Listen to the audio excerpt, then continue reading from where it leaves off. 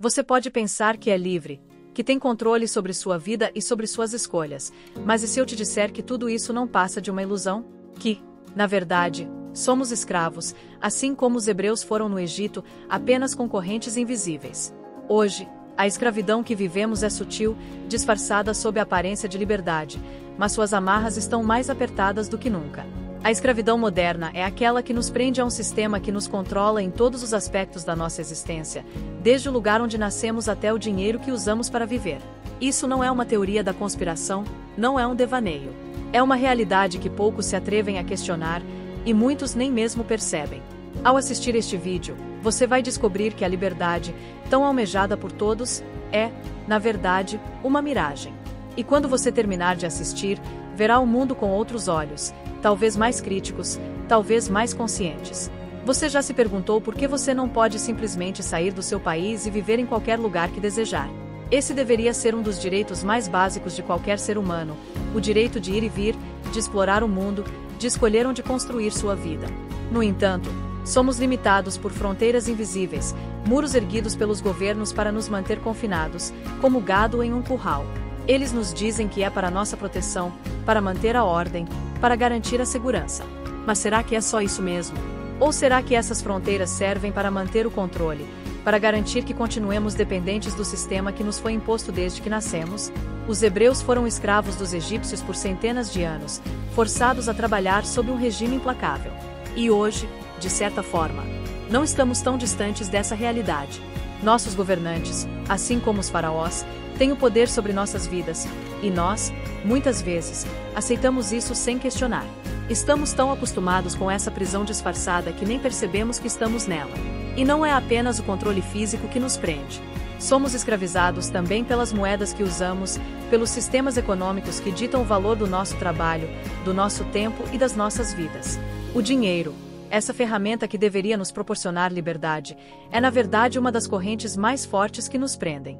Governos e bancos centrais podem manipular o valor das moedas a qualquer momento.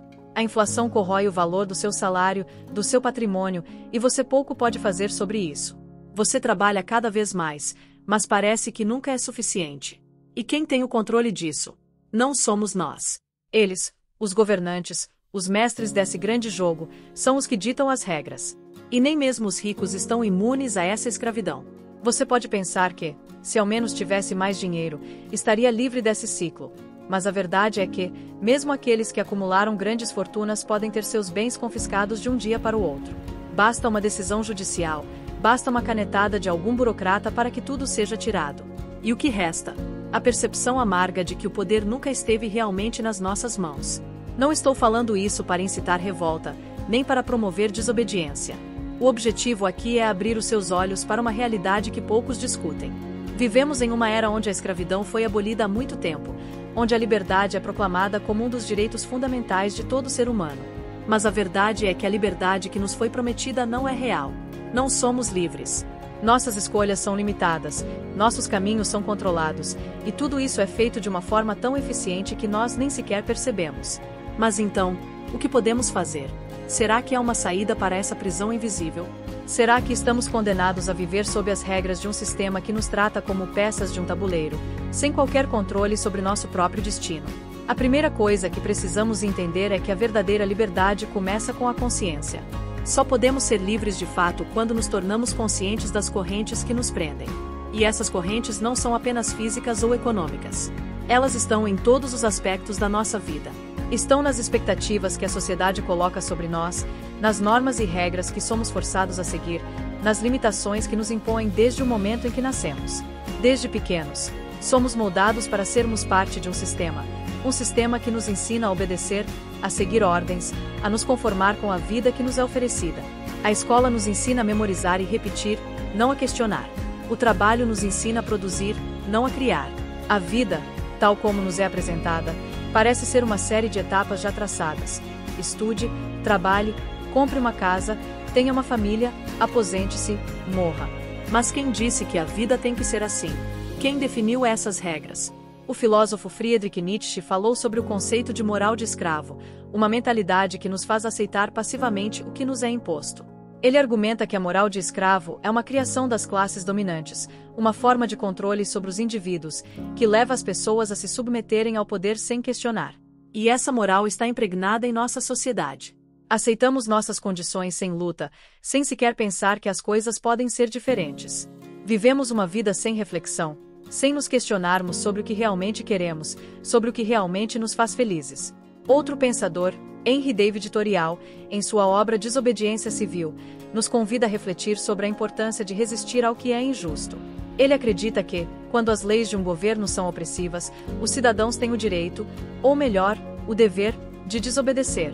Mas não estou sugerindo que todos saiam por aí desobedecendo às leis. A verdadeira revolução começa dentro de nós, quando paramos para pensar sobre nossa vida e sobre o que queremos dela. Quando nos damos conta de que somos mais do que simples engrenagens em uma máquina. Quando percebemos que o mundo não é uma prisão, a não ser que permitamos que ele seja. Se chegamos até aqui, talvez seja porque você, em algum momento, também sentiu que algo não está certo. Que a vida não deveria ser assim, tão cheia de regras, de limitações, de expectativas impostas. Talvez você, assim como muitos outros, tenha se questionado sobre o real significado de liberdade. E isso é bom. O primeiro passo para a verdadeira liberdade é reconhecer que não somos livres. É entender que há algo muito maior nos controlando, algo que vai além das leis, além do dinheiro, além das fronteiras. E uma vez que temos essa consciência, começamos a perceber que temos o poder de mudar. A mudança começa quando reconhecemos o poder que nos foi tirado, mas que podemos retomar. Durante séculos, muitos dos maiores pensadores da humanidade, como Platão, Aristóteles, Confúcio, e até mesmo líderes religiosos como Buda e Jesus Cristo, discutiram o conceito de liberdade e de como alcançar uma vida plena. Em muitos aspectos, a verdadeira liberdade não é a ausência de regras ou de limitações, mas a capacidade de escolher conscientemente como viver, de tomar decisões que nos aproximam de quem realmente somos, e não de quem a sociedade espera que sejamos.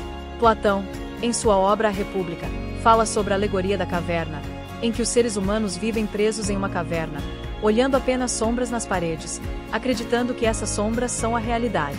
E, na verdade, não é isso que também vivemos?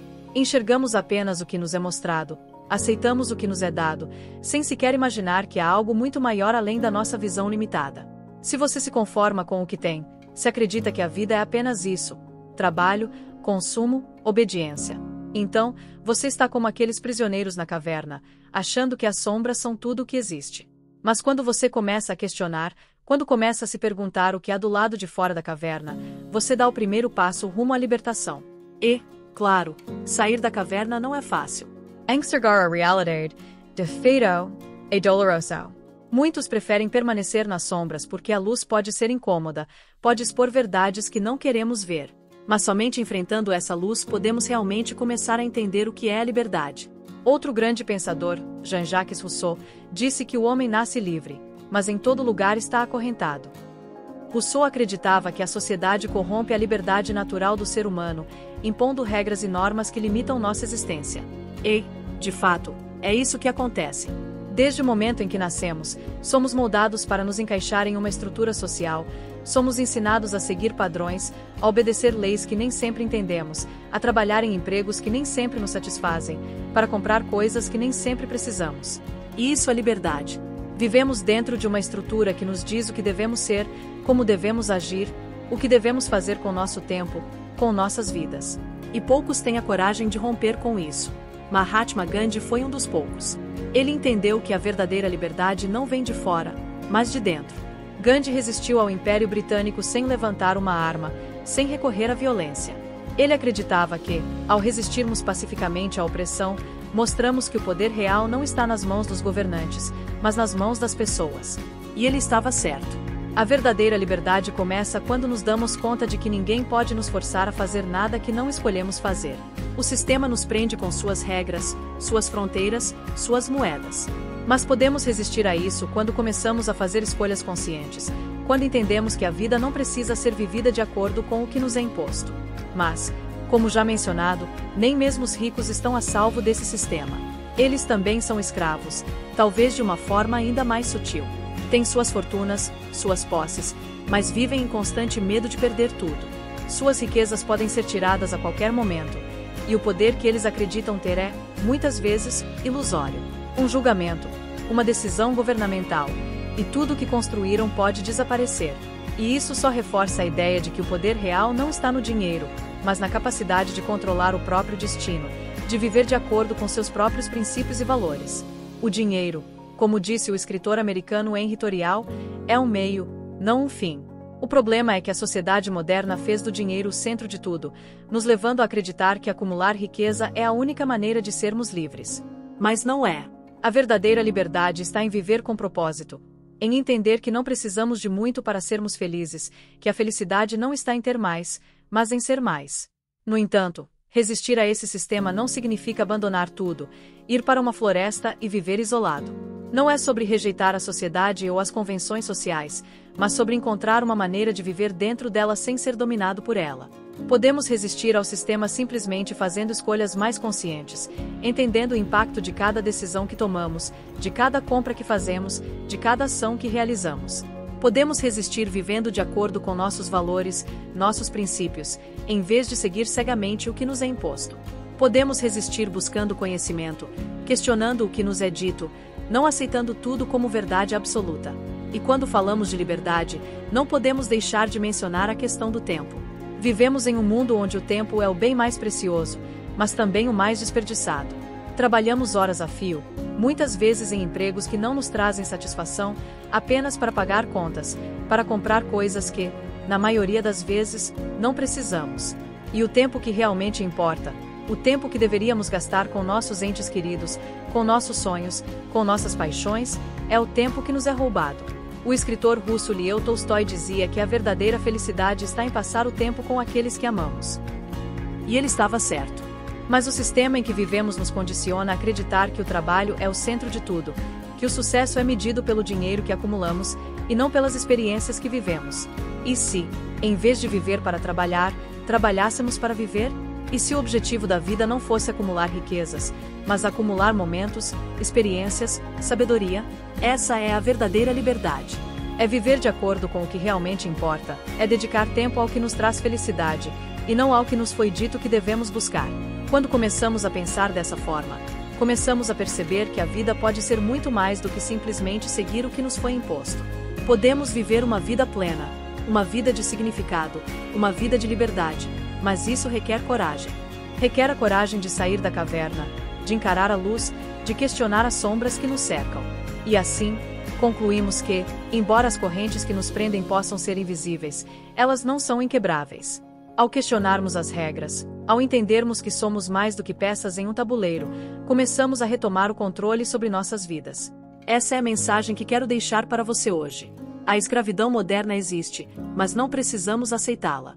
Podemos ser livres, mas essa liberdade não será dada a nós. Ela precisa ser conquistada, e essa conquista começa dentro de cada um de nós.